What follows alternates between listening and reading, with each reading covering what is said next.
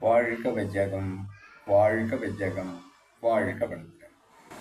குரு வாழ்க, குருவே துணை. அனைத்து அன்புள்ளங்களுக்கும் வாழ்க வளமுடன். அருள்நிதி பேராசிரியர் அன்பழகன் திருவண்ணாமலை.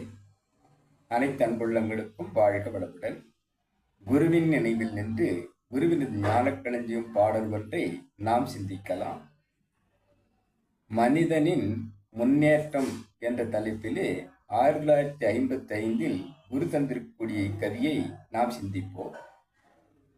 விருப்பு வெறுப்பு உணர்ச்சி மிக்க மனிதன் அன்று. விலங்குகள் போல் காட்டின் குகைகளில் வாழ்ந்தான். நெருப்பு கண்டபின் வாழ்வில் வேகம் கொண்டான். நெருப்பு கண்டபின் வாழ்வில் வேகம் கொண்டான். நேற்று இன்று நாளை என்றான், பொருள் சேர்த்தான். துருபிடிக்கும் இரும்புடன் மின்சாரம் கண்டு துரிதமாக வாழ்வில் முன்னேற்றம் கண்டான். திருப்பம் வந்துள்ளது அணுகுண்டால் வாழ்வில் தீர்க்க இவ்வபாயத்தை முயற்சி செய்வோம். வாழ்க வளமுடன். மனிதனின் முன்னேற்றம் அனைத்து வகைகளிலும் முன்னேற்றமான மனிதன் விருப்பு வெறுப்பு உணர்ச்சி மிக்கவனாக மனிதன் அன்று விலங்குகளைப் போல் காட்டில் குகைகளில் வாழ்ந்தான் என்று பார்க்கிறோம். பிறகு முதலாவதாக அவன் கண்டது நெருப்பு. அந்த நெருப்பை கண்டபின் அவன் வாழ்வில் வேகம் அதிகரித்தது, கண்டுபிடிப்புகள் அதிகரித்தது. நேற்று இன்று நாளை என்று அவன் நேற்று இருந்ததை விட இன்றும், இன்று இருப்பதை விட நாளையும் அறிவில் முன்னேற்றமடைந்து அனைத்து இயற்கை பொருட்களையும் வாழ்வின் வளமாக மாற்றி துய்ப்பதற்கு ஆரம்பித்தான். பொருளை சேமித்தான் என்று பார்க்கிறோம். துருபிடிக்கும் இரும்பு என்று கூறப்பட்ட அந்த இரும்பால் மின்சாரத்தை கண்டு அதன் மூலம் அவன் துய்க்க ஆரம்பித்தான்.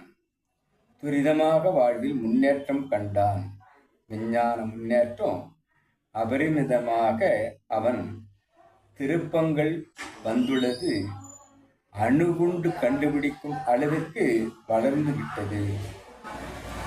வாழ்வில் தீர்க்க இவ்வபாயத்தை, இந்த அணுகுண்டு என்னும் அபாயத்தை அவன் தவிர்த்து கொள்ள இனி முயற்சித்தான் செய்ய வேண்டும். வரும் நாட்களில் அவன் இந்த முயற்சியில் இறங்கி அதை எவ்வாறு தவிர்த்து கொள்ளலாம் என்பதை கை கொள்ள வேண்டும் என்பதாகவும், விருப்பு வெறுப்பை உணர்ச்சியை கொண்டு மனிதன் அளப்பரியதாக நேற்று முதல் இன்று வரை நாளையும் தொடர்ந்து அந்த இயற்கையை வாழ்வில் வளமாக மாற்றும் அந்த அபரிமிதமான ஆராய்ச்சியில், விஞ்ஞான ஆராய்ச்சியை கொண்டு மின்சாரம், அந்த மின்சாரத்தை கொண்டு துரிதமாக அனைத்தையும் கண்ட மனிதன் அவன் வாழ்வில் அணுகுண்டு என்ற ஒன்றையும் கண்டிருக்கிறான்.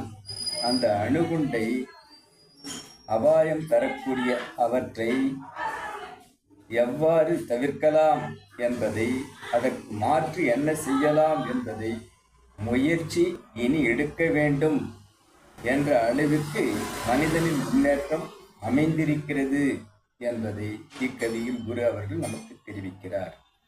இந்த விளக்கத்தை என்னுள் ஏற்படுத்திய குருநிலைக்கும் இறைநிலைக்கும் இதுகாரும் செவிமெடுத்த அனைத்து அன்பு உள்ளங்களுக்கும் நன்றி, நன்றி, நன்றி. வாழ்க வளமுடன். வாழ்க்கை நிறைவு செய்கிறேன். வாழ்க வளமுடன்.